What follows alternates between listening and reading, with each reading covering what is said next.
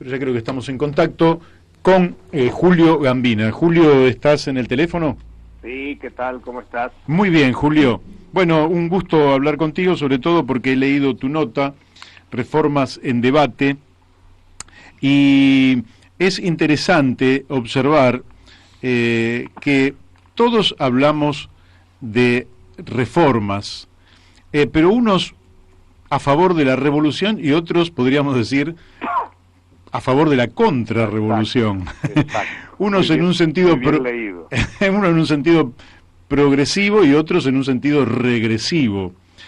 Creo que tu nota fue inspirada en unas declaraciones de Juan Grabois, que habló sobre algo tan temido y que justamente cuando nosotros iniciamos el programa y recordando a Domingo Faustino Sarmiento, lo leíamos de un libro de Luis Urrutia, que Sarmiento también estuvo desvirtuado, entre otras cosas, porque tomó el tema de la tierra y un proyecto de distribuir la tierra entre los trabajadores, proyecto que inició en Chivilcoy y que allí fue clausurado.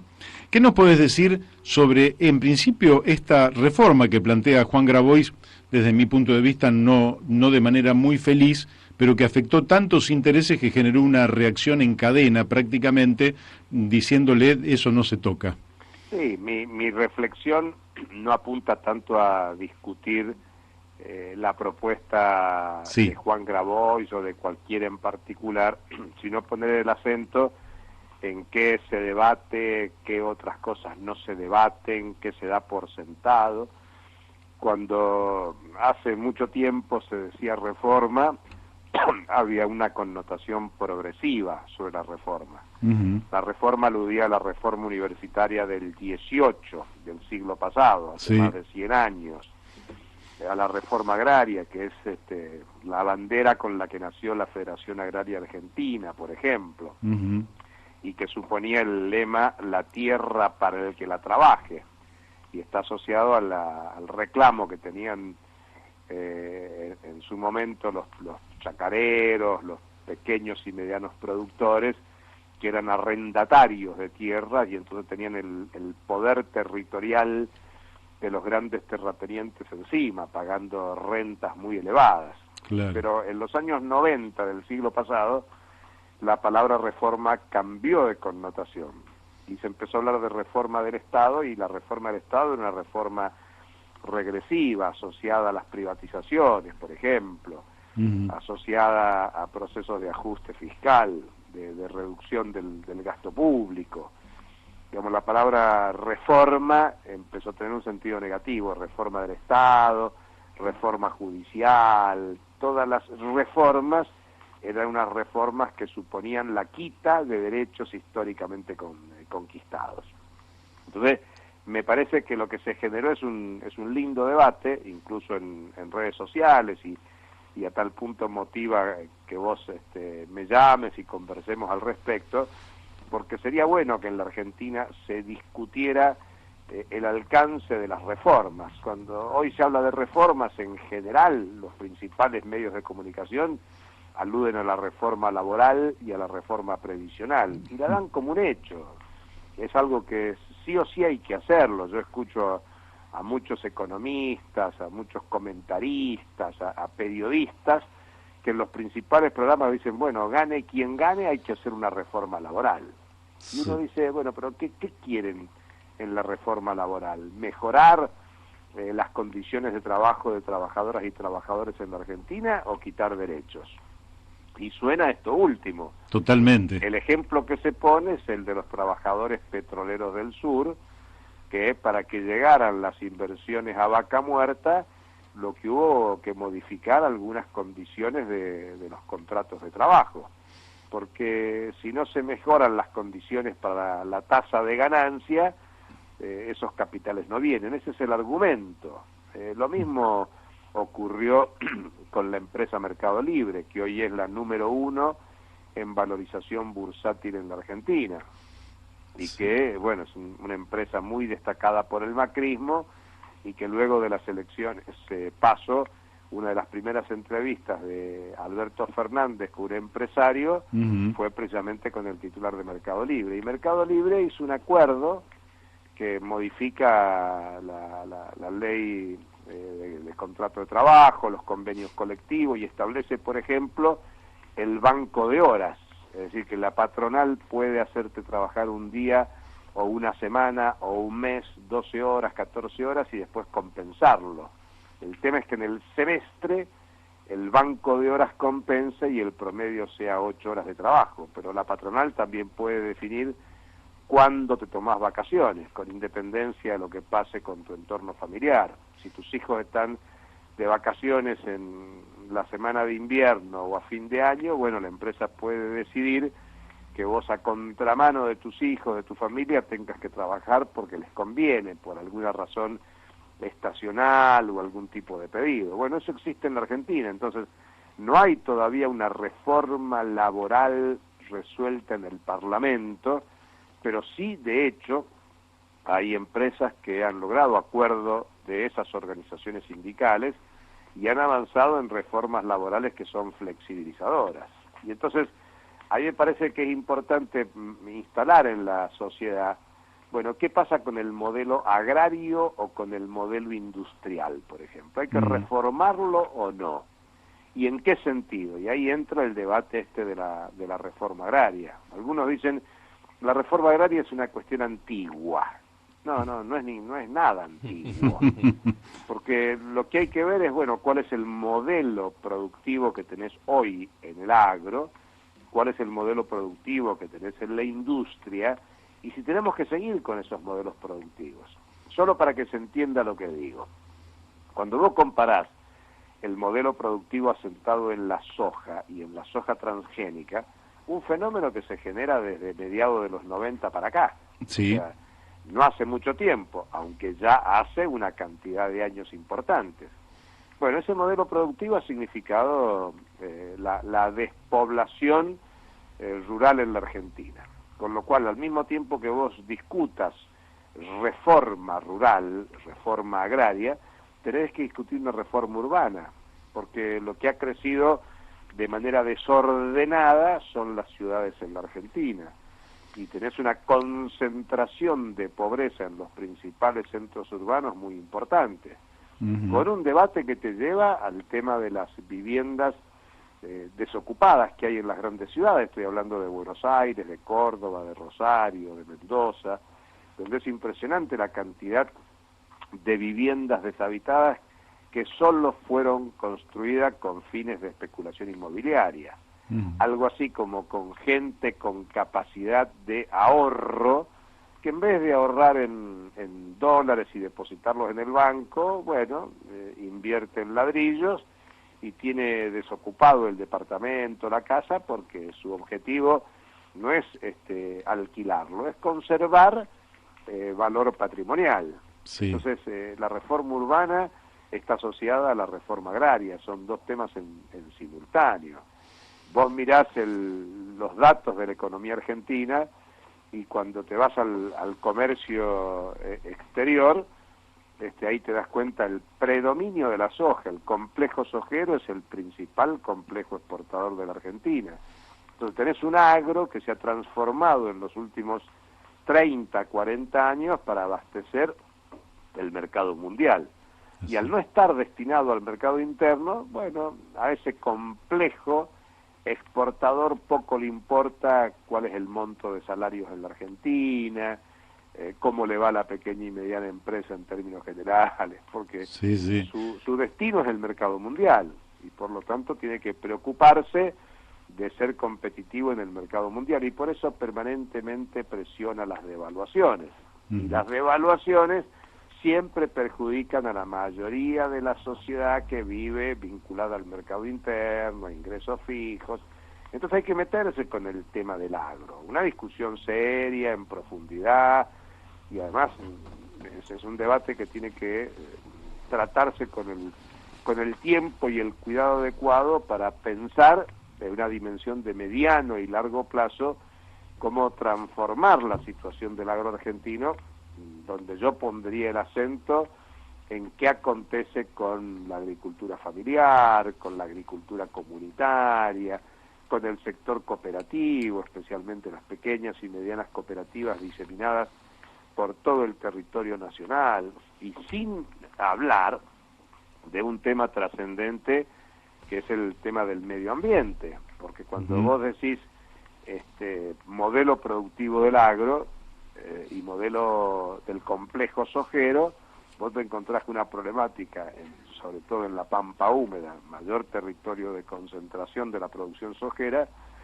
de los llamados pueblos fumigados, que eso genera impacto en la salud, o sea, no solo impacto en el medio ambiente, sino en la salud de la población que está vinculada, asociado a esos territorios de producción. Por eso la reforma agraria es un tema muy serio, que requiere debates en profundidad, y obviamente el ministro del sector, expresidente de la Sociedad Rural, Echeverre, solo le interesa el tema de la propiedad privada. Y vos fíjate cómo no solo le respondieron a Grabois los grandes terratenientes, en este caso el ministro de la Nación, el ministro de la provincia de Buenos Aires, los principales referentes del agro, sino también le respondió Ratazzi, por ejemplo, que es un industrial del sector automotor, otro sector que está vinculado al comercio exterior y que por lo tanto lo que está permanente buscando es un tipo de cambio que sea competitivo para acrecentar las ventas de autos al exterior, porque muy poca gente sabe que de todos los autos que se arman en la Argentina, más o menos el 70% se vende en el mercado mundial. O sea que la industria automotriz, te diría, salvando las distancias, parecido a la soja, produce no para abastecer el mercado interno, sino produce para abastecer el mercado mundial. Cuando digo mercado mundial, digo principalmente Brasil, que está acá al lado. Están permanentemente grandes productores agrarios y grandes productores industriales presionando para un tipo de cambio competitivo y poder mejorar su inserción internacional. Igual que alguien les hable de reforma agraria, de reforma urbana, de reforma industrial, y es muy importante en este tiempo electoral discutir este tema. Así es, déjame que te interrumpa un segundo y voy sobre las dos cuestiones que vos mencionaste. Por un lado, el tema de la reforma laboral, que efectivamente vos estás planteando las maneras de flexibilizar con la finalidad de optimizar la tasa de ganancia del que contrata, y en uno de los formatos, usando, digamos, disponiendo del tiempo del trabajador en la forma más conveniente, debe reunir un cúmulo de 8 horas de trabajo. Ahora, fíjate vos que nunca está en el debate de la reforma laboral, de la misma manera que no lo está en el tema de la reforma previsional, el tema de la productividad. Es decir, que la revolución tecnológica ha hecho que la productividad se haya incrementado de tal manera cada hora trabajada que podría permitirnos pensar la jornada laboral en términos bien distintos. Menos horas, evidentemente, y socializando mucho más, pero lógicamente eso significaría mayor masa salarial, por un lado. Por otro lado, para que vos reflexiones y nos contestes, por otro lado el tema de la reforma agraria, que ellos dicen que es antigua. En realidad, lógicamente que la debemos pensar en términos de futuro y no en términos de pasado, porque lo que ha demostrado este paquete tecnológico, ¿no?, promovido por Monsanto, las multinacionales, es que los tipos pueden producir pasando por arriba a la propia pequeña propiedad privada del campo, a la cual contratan, ¿verdad?, arriendan, y lógicamente que van desmontando toda la vieja agricultura hasta hacer de pequeños propietarios, pequeños arrendatarios, que primero arrendaban bien su terreno y después quedaban, digamos, desprovistos de sus herramientas, de su infraestructura, y quedaban cautivos de estos grandes grupos como Grobocopatel, el Tejar, etcétera, etcétera. La ocupación y uso del suelo. ¿Qué pensás vos sobre estos dos temas que te acabo de mencionar? Después te va a hacer una pregunta Daniel de Abrantes. Sí, mira, Sobre lo primero, vos sabés que el llamado Consejo del Salario tiene 3 temas en consideración. El tema del salario mínimo vital y móvil, el tema del empleo y el tema de la productividad. Bueno, el Consejo del Salario debería reunirse permanentemente en esas 3 comisiones. Claro. Una que discuta regularmente el salario mínimo vital y móvil, otra que discuta los temas del empleo en la Argentina.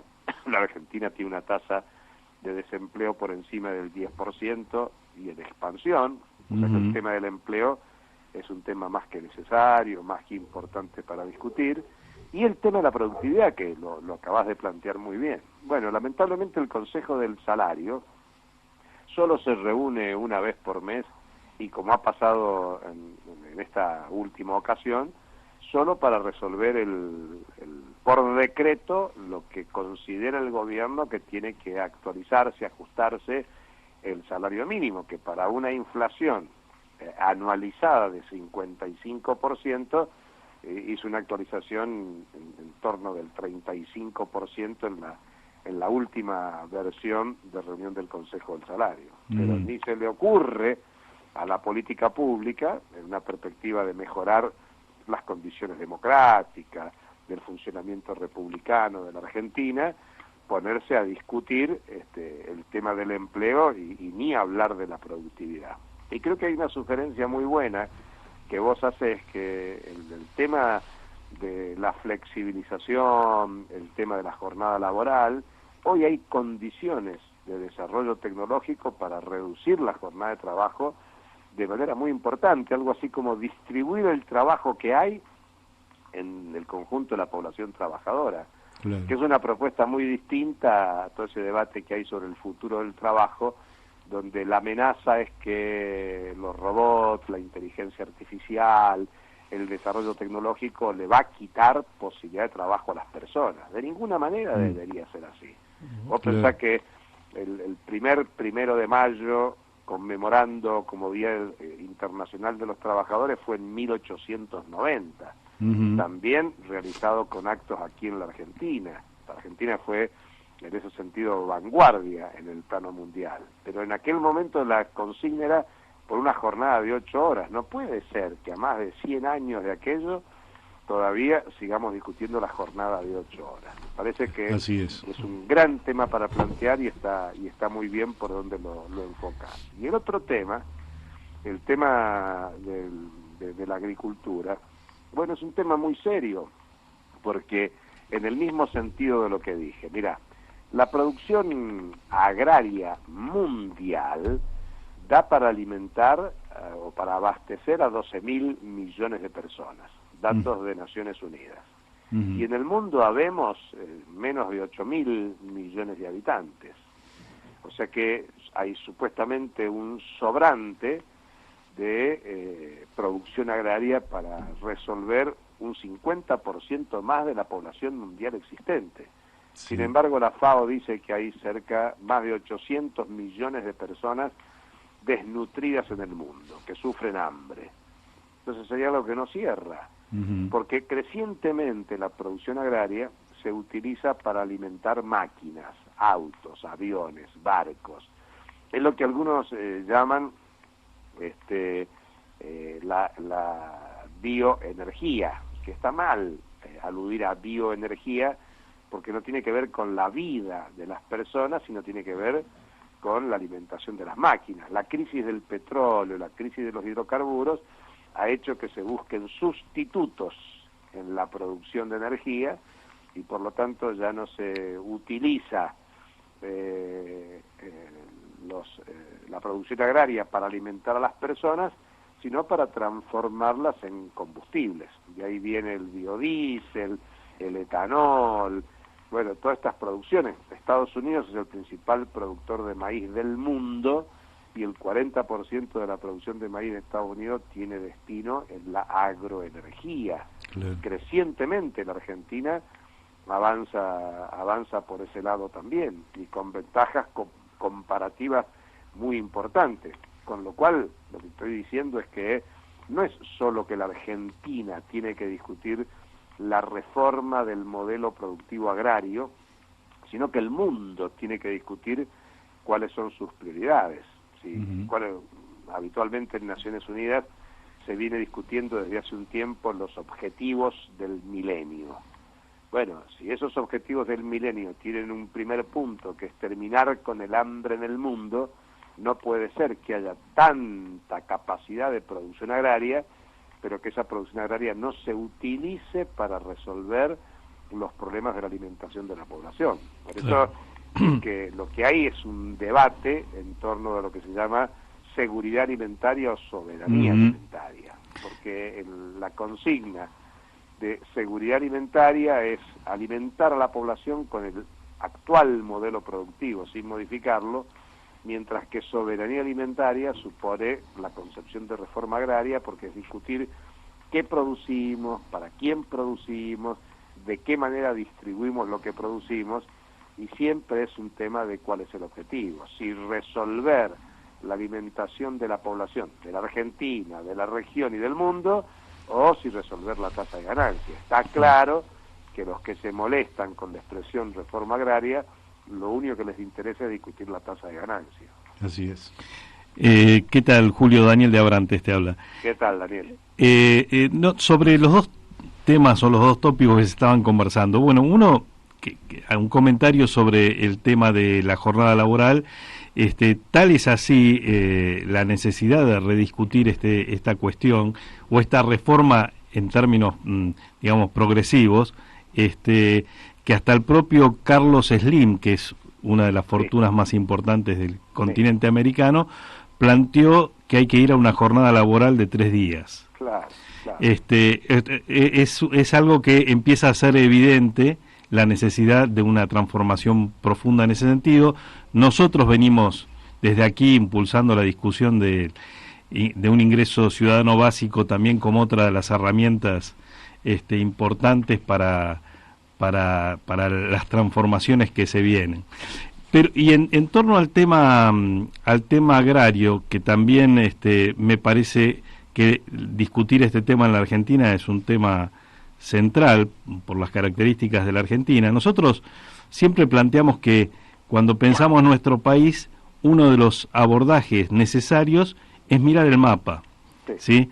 Y volver a tener políticas de ocupación territorial y de desarrollo territorial de la Argentina, que no solo incluyen, estamos hablando de un país bicontinental con una de las plataformas marítimas más grandes del mundo, ¿sí?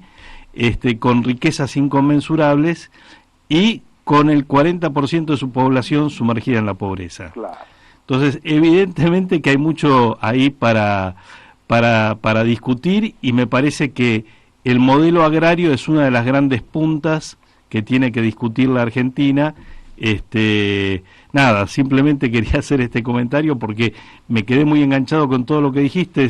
Con Mario tuvimos la oportunidad de visitar la zona núcleo productora de soja, ahí por la zona de Máximo Paz, Alcorta, ¿no? En Santa Fe, acompañados por un amigo entrañable que es Pedro Peretti, y vimos la cantidad de taperas en los campos más caros de la Argentina, y además donde la producción agropecuaria había sido una producción de colonos, de medianas explotaciones, de pequeñas explotaciones, la desaparición de los despoblamiento total. Pero mira, lo que estás diciendo es muy pertinente, porque en los últimos datos del INDEC sobre el comercio exterior argentino, sobre las exportaciones argentinas, te queda claro que el gran sector exportador de la Argentina es la zona pampeana. Que estás hablando de provincia de Buenos Aires, Córdoba, Santa Fe, con el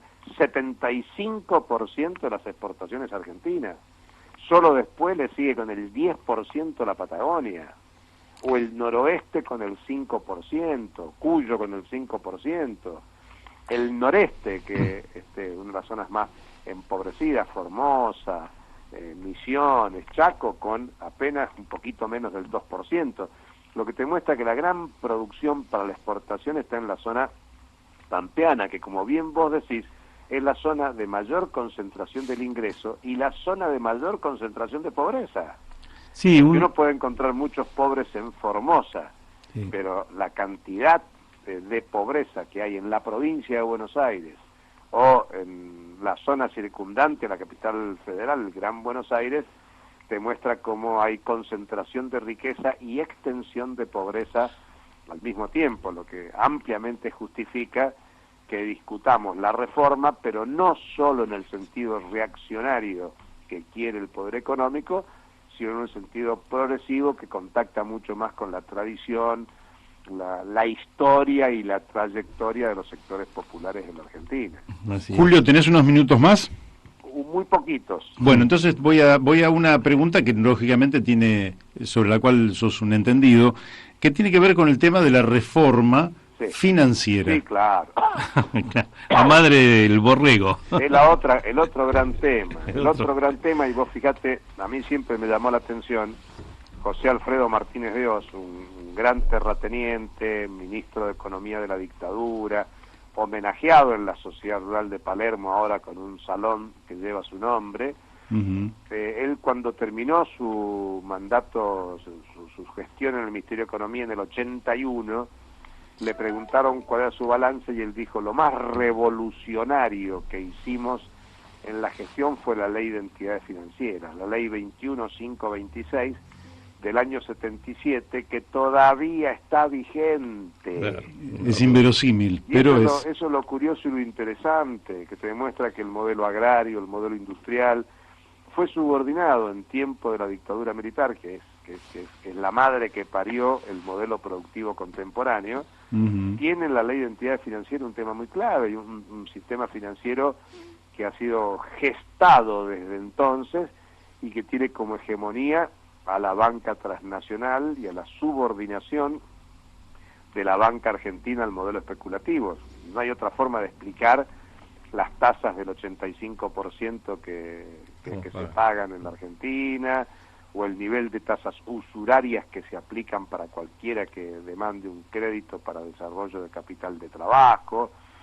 Digamos que las reformas en la Argentina son muchas las que hay que hacer, ¿no? Agraria, industrial, financiera, tributaria, pero claro, la política va a definir si son reformas que consoliden la ganancia, la acumulación de capitales y la dominación del poder concentrado, o si habilite una reestructuración del orden económico y social a favor de la mayoría de la sociedad. Pero ahí nos metemos en el plano de la política, sabiendo que economía y política no se pueden separar nunca.